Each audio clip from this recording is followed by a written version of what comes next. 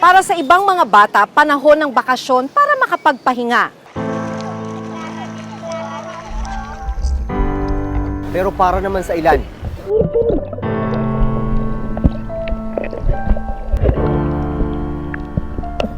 ito rin ang pagkakataon para magbanat ng buto at makatulong sa kanilang pamilya.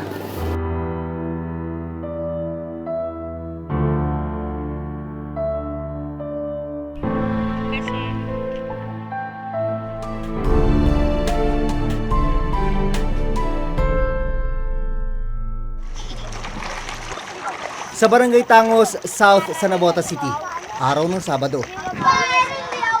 Abalang nag-aayos ng balsang gawa sa styrofoam at kawayan ang magkapatid na sina John Lloyd, 12 taong gulang, at Harold, 9 taong gulang. Kasama nila ang 5 pang kaibigan. Ang mga balsang ito ang sasakyan nila para sa tinatawag nilang pagkakawag o paglaot sa dagat para manghuli ng alimasag. Dalawa na lang. Kasama tayo, bata ka. Yun, pinalis namin yung akin. Dito namin sila unang nakilala. Ito yung produkto kung gaano kalikhain itong mga batang ito.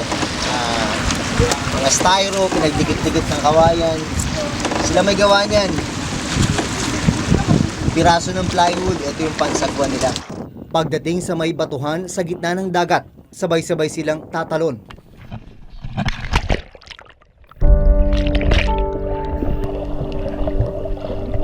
At kapag may nakapa ng alimasag, sa kanila ito sisisiring. Ano bang nararamdaman mo pag pumupunta kayo rito, pag nagkakawag-kawag kayo? Malamig siya ang makeup. Lulubog ako minsan kung nagkakasugat ka. Makapalang burak sa ilalim ng dagat. May makikita ring basura rito.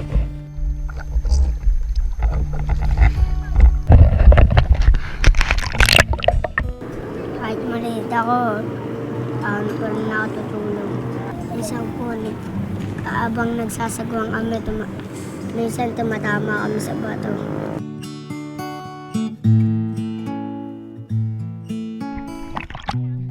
Isang araw po yung wala kaming huli, sabi nila, huwag na tayo magbalsab, maano lang tayo, sabi, habang wala pa tayo nahuli, huwag tayo tumigil para may pangano tayo sa magulang natin.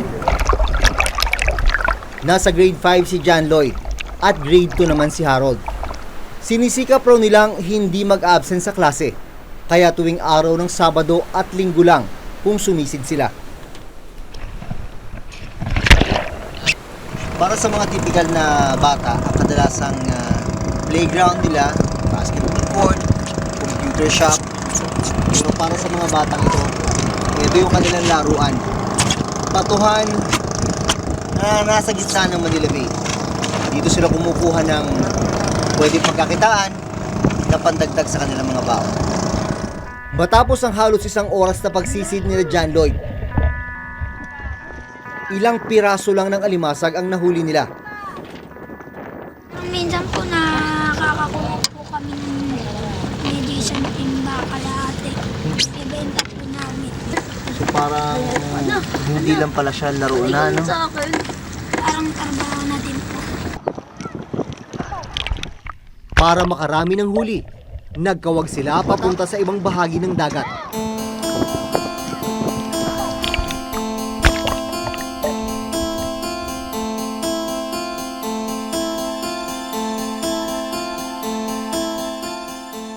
Matapos ang halos 2 oras ng pagsisid ng kanilang grupo,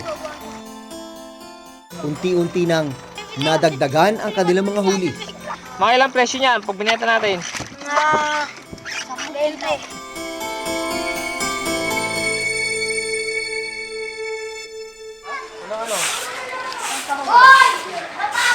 Sa pagbabalik namin sa Navotas nito lang nakaraang linggo, nalaman namin na tumigil na sa pagkakawag sina John Lloyd at Harold. Kasi nasira po yung balsa namin. Pero para makatulong pa rin sa kanilang pamilya,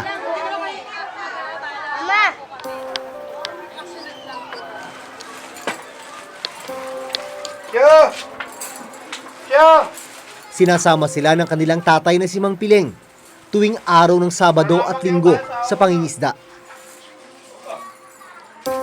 Dahil sem break ngayon, maaga pa lang, abala nang naghahanda ang magkapatid para sa kanilang pagsama sa laot. Ngayon po, sumasama po kami sa bangka ng kapatid ko, tsaka tumutulong na din po kami kay Papa. Gigising po kami ng alas 4 po, tas kapag papunta pa lang kami doon, nag-aayos na po kami ng mga gamit para po kapag dating doon, ilalaglag na lang po namin yung lambat po.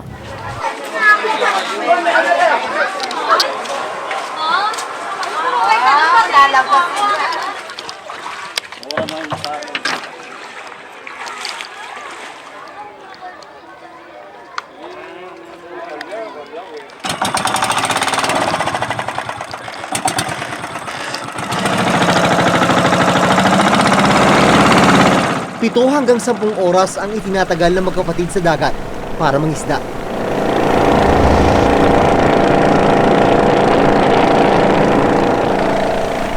Malalakas na hampas ng alon ang sumalubong sa kanilang bangka.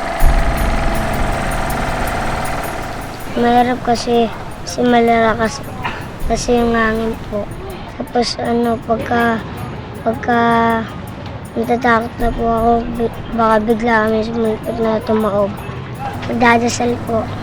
Sabi ko, Lord, sana po hindi kami tumaob. Bakit tumaob na ba kayo sa bangka? Nahulog ka? Opo. Umiihi po, tapos nalaglag ako. Pag sa natatakot ka, ano ba yung pakiramdam mo sa gitna nila? Nilalamig po. Tapos pagka lalamig, tapos pagka minsan po nakikita ko ang tambucho, nag-aapoy. Makalipas ang halos 1 oras, narating nila ang lugar kung saan ibababa ang lambat. Kasi minsan po walang huli. Naghahanap pa po kami ng isda. Pag wala pong huli, naghihintay lang po kami, tas paikot-ikot lang po kami ng andar, tas titimbog. Para po pumunta yung isda sa lambat, para po makahuli na kami. Ang ginagawang pagtulong ng 2 bata, malaking bagay raw para sa kanilang pamilya. Kusang loob po kami para natulungan po namin kasi nakikita po namin sila nahihirapan. Nahihirapan sila manguha. Minsan po nangangapa, minsan po walang huli. Kaya naisip ko po, tutulong na lang ako sa mama ko, sa papa ko. Ang kinikita raw nila sa pagsama sa laot, iniipon nila para gawing pambaon pagkatapos ng kanilang school break. Kapag bakasyon po, tas sasama na kami ng bangka, yung makukuha na, yung bibigay po sa aming pera, tatago po namin para pambaon. Minsan po bumibili kami ng bigas sa ulam. Meron sila ng pera sa akin. Matapos ang ilang oras na paghihintay sa laot, si Mang Pileng kasama ang isa pang mangingisda unti-unti nang hinila ang mga lambat.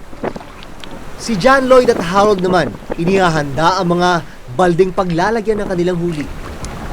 Sa unang ahon ng lambat, kaunti lang ang kanilang nahuli. Kaya muli nilang ibinaba ang lambat.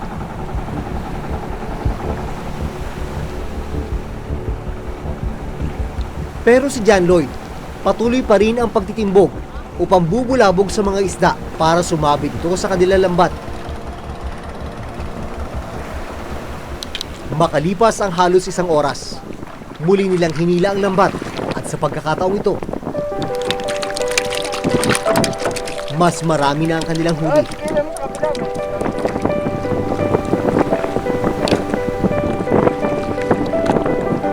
Isa-isa nang pinili ni Harold at inihiwalay ang kanilang mga nahuling isda.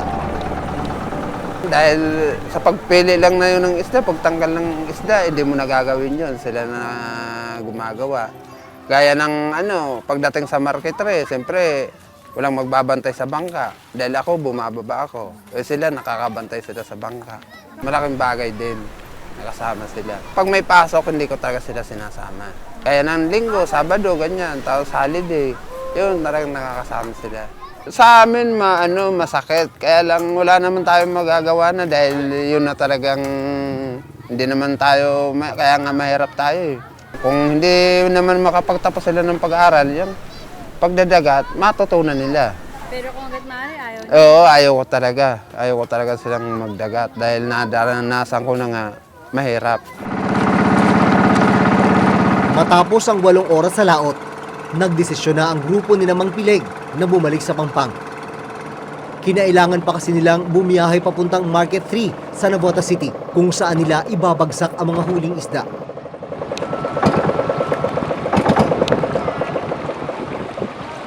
Si Mang Piling, iniwalay muna ang mga reject na isda para maiuwi at ipang ulam na lang ng kanilang pamilya. Araw, sunod ka na rin.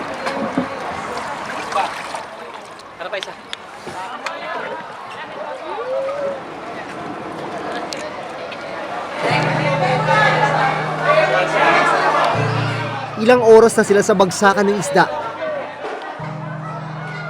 Pero wala pa ring bumibili sa kanilang mga huli. Pero sina Harold at John Lloyd, patuloy ang paghihintay.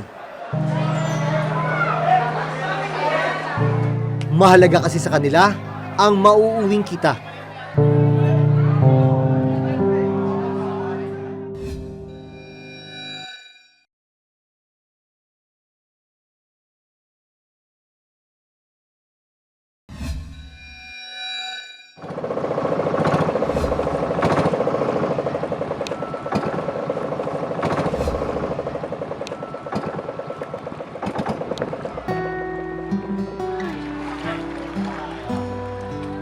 Tanghali na nang marating ni Mang Piling at mga anak ang bagsakan ng isda sa Market 3 Navotas City.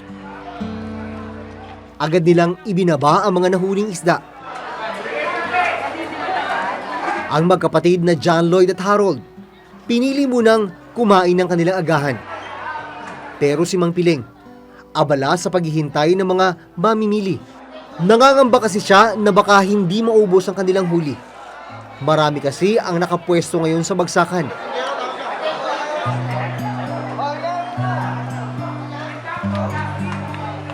Ilang saglit lang, ang isang baldeng puno ng isda, pinakyaw na ng isang mamimili. Pero kailangan pa niya ulit maghintay para sa natitira pang mga isda. Ramdaman ang pagod at antok ng magkapatid na John Lloyd at Harold. Kailangan nilang maghintay hanggang maubos ang mga panindang isda. Kailan mo gagawin na tumulong kay Mama? Kahit kailan po. Basta't nakatulong lang. Kahit kailan din po. Dahil mahal na mahal ko sila.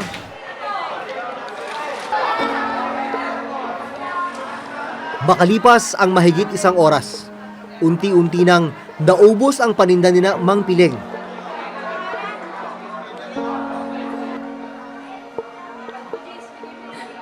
Sa araw na ito, 3,471 pesos ang kinita nila. Pero ang kabuuang kita, paghahatian pa ni Mang Piling at kasamang mangingisda. Ibabawas pa rito ang 5% na pambayad naman sa pwesto sa bagsakan. Pero dahil meron pa silang utang sa paggamit ng lambat, mababawasan pa ito ng 100 piso. Bawas din ang 300 piso para sa krudo. Ngayong araw, 1,400 pesos ang nauwi ni Mang Piling, John Lloyd at Harold. Pagkakasyahin nila ito sa loob ng 2 araw. Pero may mga araw daw na mas bababa pa rito ang kanilang kinikita. Pag itong mga panahon na to sapat naman. Pero mayroon talagang nakakajakpat naman. Sapat na din po. Minsan po hindi. Kasi may utang din po si Mama sa mga ano niya po. Kaya laging lumalabas si Papa.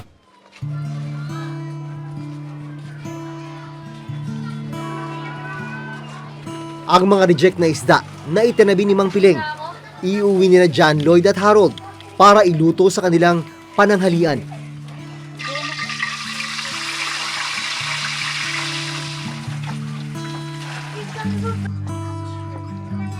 Ito ang pagsasaluhan ng 6 na miyembro ng kanilang pamilya. Sabi ng Philippine Statistics Authority, bumaba raw ang bilang ng mga mahihirap sa bansa. 16.1% sa first semester ng 2018 kumpara sa 22.2% sa first semester ng 2015. Katumbas daw yan ng kabuang 1 milyong pamilya na nakaahon sa hirap. Ang ginamit na poverty threshold ng PSA ay kapag kumikita ang isang pamilya na may 5 miyembro ng 10,481 pesos kada buwan. Mas mataas kaysa sa 9,435 pesos noong 2015. Hindi ho ba masyadong mababa yung 10,000 para pagbasihan? Kung titignan mo ang NCR, mataas, tapos mababa naman sa ARMM. So it means, kung meron sila dun sa poverty threshold nila, kaya nilang mabili yung kailangan nilang food at kaya din nilang mabili, makakakain sila at saka makakabili sila ng mga other non-food necessities. Pero para sa Ibon Foundation, masyadong mababa ang pamantayan ng gobyerno. Yung pamantayan kasi ng pamahalaan ay kung may 69 pesos ka sa isang araw, ang bawat Pilipino ay hindi ka mahirap, no? At sa 69 pesos na yon, as sinasabi ng ating pamahalaan, 48 pesos doon sapat na para sa iyong pagkain. Kaya para sa amin napakababa no? Kahit sabihin pa natin na yung buong 69 ay pagkain lang, parang hindi yata kakasya yun. If we look at the multidimensional needs of the Filipino family, I don't think it's enough. But for survival, I think, yeah, they can survive. Ang Pangulo, ang chairman ng National Anti-Poverty Commission. At doon, nagkakaroon ng pagkakataon ang mga basihang sektor na ipaabot sa Pangulo ang lahat ng mga problema, issues, concerns, policies, programs na feeling nila makakatulong sa kanilang sektor. Kung tutuusin, ang pamilya ni Namang Pileng kumikita ng 15,000 piso kada buwan kapag maganda ang huli. Pero minsan, hindi raw ito sumasapat. Kaya kailangang tumulong ng iba nilang anak. Kasi nahihirapan po sila papa, sa si mama. Kasi baka mamaya may sakit po sila. Kami naman ang gagawa.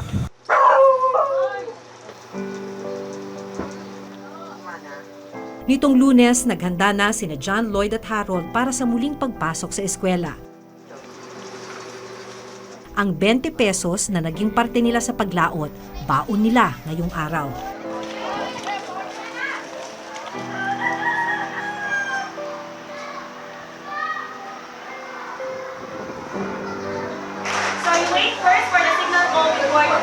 Kwento ng kanilang guro, hindi lang pala sina Harold at John Lloyd ang tumutulong sa kanilang mga magulang sa paglaot. What's the answer?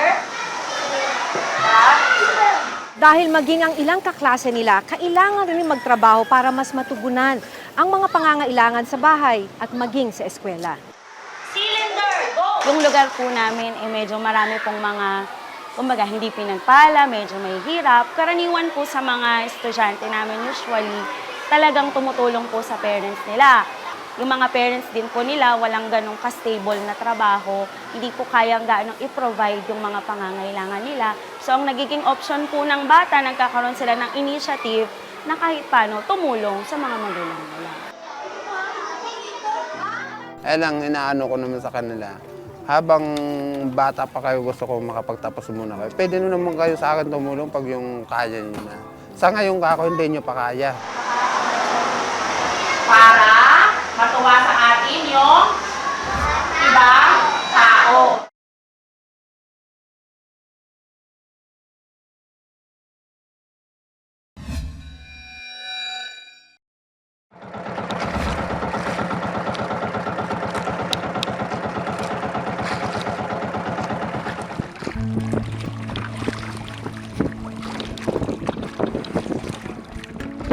Sina John Lloyd at Harold desididong makatapos ng pag-aaral. Hirap man sila sa buhay ngayon, alam nilang ang edukasyon ang mag-aahon sa kanila sa kahirapan. Grade 3 na ngayon si Harold. At makakapagtapos naman sa grade school sa susunod na taon si John Lloyd. Pulis po. Para manguli po ako na nagsisigaryoso. Ikaw, ano pangarap mo? Sundalo po. Para makatulong din po sa bayan. Hanggang sa susunod na Huwebes, ako si Jun Veneracion. Ako si Maki Pulido at ito ang nakatala sa aming Reporter's Reporter's Notebook. Notebook.